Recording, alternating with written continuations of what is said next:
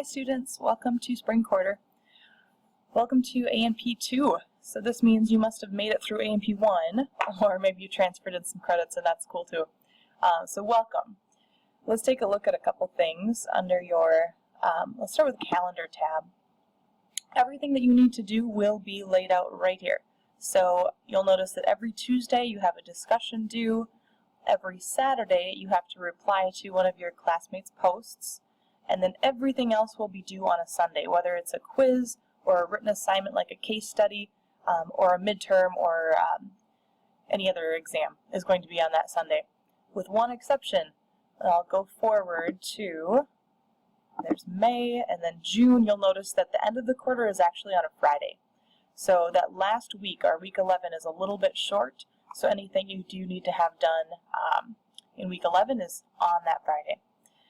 Alright, so let's take a look at the lessons folder this week. This is Module 1, and just keep in mind that yours, your course will look a little bit different than mine because I have the instructor privileges. But what you do have here is the case study introduction. This is not due this week. This is something that's being introduced to you now, so you have more than 1 week to work on it. If we pull that up, you'll notice that there's a document 1, document 2, and then the questions here. I'll bring that up now just so we can take a look at that together. These questions are in regard to those two documents we saw in the beginning, the first two. When you do this assignment, I want you to type it right into this document.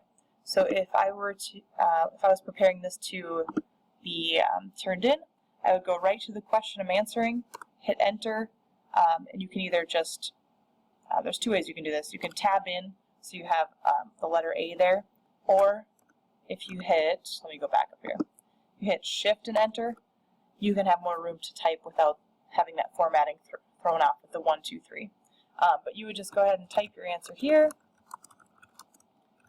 Be sure to use full sentences. Make sure that you are answering the question fully.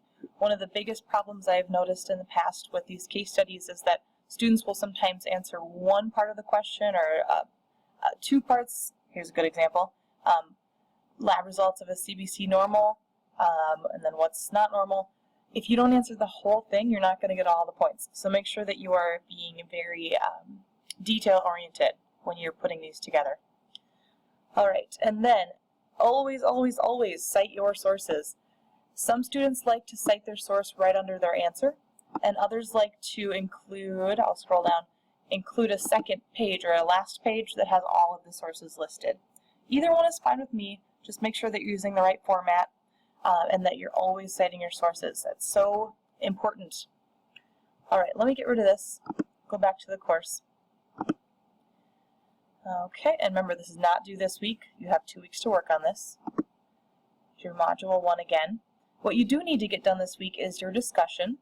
When you open the discussion, you will see that there is a post from me at the very beginning. It says, read these rules. I would suggest you read the rules.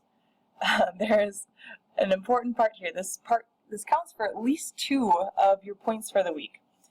And discussions are only 10 points, so if you miss this, you're already down to 80%. So we have this highlighted portion. All of your original discussion posts throughout the quarter, that means every single one, should include a reliable and valid source or reference. And a lot of times you'll note that the questions are asking you to give an opinion or to maybe share a personal experience, and that's great. I want you to do that. But this is an academic discussion forum. This isn't just Facebook where we can just post everything that we feel like saying. We do need to back up our opinions and back up our experiences with real written sources. So whether that's a clinical study, a scientific paper, or some anecdotal evidence that's been documented by someone who knows more than us, that's the kind of reference we need to include. If you have any questions about that, let me know. I'm happy to explain it further, but I imagine that you guys have been around college courses before. So let me know if you have questions. It's got to be an APA format. There are tons and tons of resources right here at this link if you need help. So check that out first. Let me know if you have questions. But I think we should be okay as long as everybody checks that out. It's important. Then lastly, the quiz. Now I won't open this because it'll show up the questions, but when you open it, you'll notice that there's just one attempt. So if you have any distractions in your area, you might not want to open that quiz until you have a nice quiet space to do that. All right, that's a lot for Module 1. But if you have questions, let me know. I'm happy to help. I'm only a phone call away. If you do call me, I'm very rarely at my desk. A lot of times I'm in another classroom or I'm teaching remotely. So if you leave a message, I can get back to you right away. If you don't leave a message, I won't know that you called.